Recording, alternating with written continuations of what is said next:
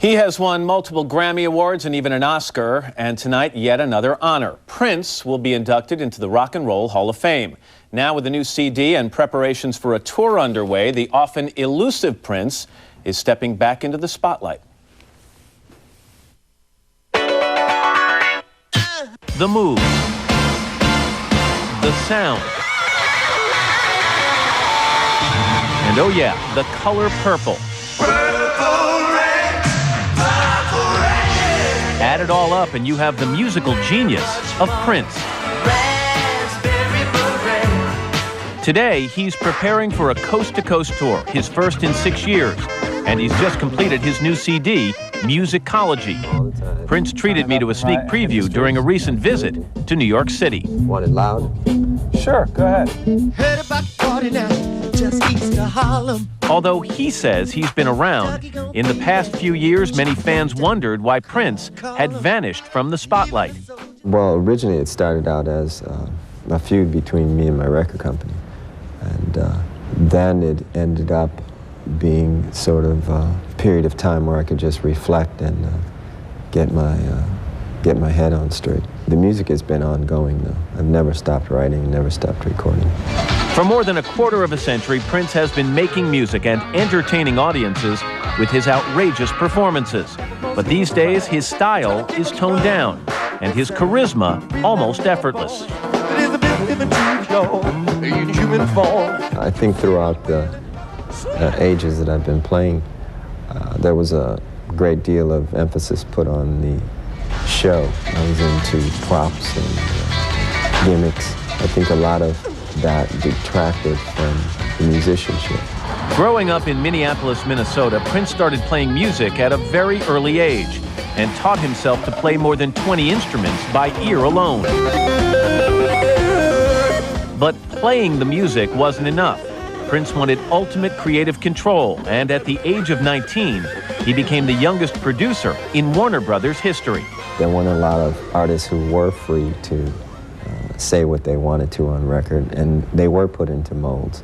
The freedom that I had came from a long, hard fight of trying to get them to understand that I wanted to be different. That was 1978. At the time, overtly sexual performances were almost non-existent. Prince brought the concept into the mainstream. Well, you know, Matt, it really just, it can't help but be sexy. I mean, it just is what it is. You know, sex isn't so much what you say, it's how you say it. 1984's Purple Rain made Prince a household name. 9 years later, he changed that name to a symbol as a form of protest against his record company. The media dubbed him the artist formerly known as Prince. So what did his friends call him? Sir. Is that what they did? Mm-hmm. What else did they call you? Master. No, just kidding. 4 years ago, the symbol was out and Prince was back, recapturing the name that helped him sell more than 100 million copies of his 20-plus albums. But Prince never spent much time promoting them and rarely granted interviews, until now. Is there a certain push to retain relevance in the music industry at this stage of your career? I really feel a need to school a new generation of musicians. Technology is cool, but you've got to use it as opposed to letting it use you. But when you sit down for Musicology, for example, and you're coming up with the tracks for that CD, is there any conscious thought, Prince, to say, listen, this sounds like what they're listening to this will get me on the radio for the young audiences? Absolutely not. You don't care? No, I never really sat down and did music that way. When Dove's Cry came out, it sounded like nothing that was on the radio. This is what it sounds like when doves cry. Let's Go Crazy was #1 on R&B stations.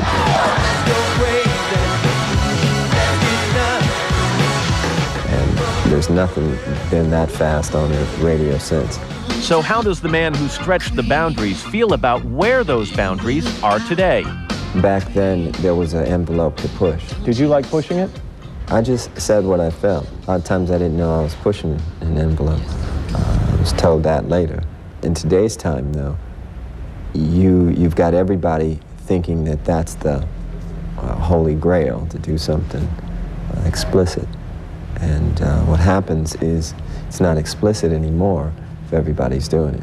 So if pushing the envelope came somewhat naturally for you, you're pretty convinced that today pushing the envelope is a way that a young artist makes a name for themselves? Well, they seem to think so. I think to not push the envelope at this point is probably pushing the envelope. Prince believes that part of the problem is that young artists are forced to use sex and show a lot of skin because they haven't taken the time to build a musical foundation. Unfortunately, a lot of kids didn't learn how to play music. We want to teach the kids and the new musicians of the future the art of songwriting, the art of real musicianship. If a young musician came to you today, what would you tell them?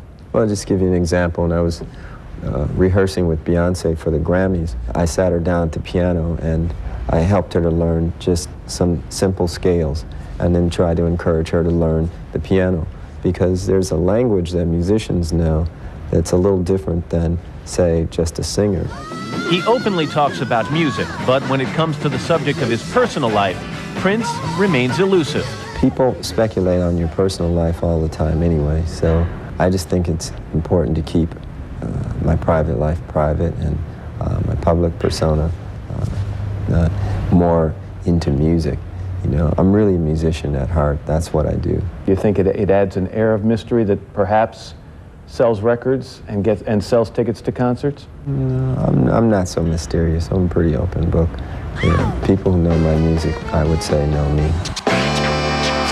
And once again, congratulations to Prince on being inducted tonight into the Rock and Roll Hall of Fame.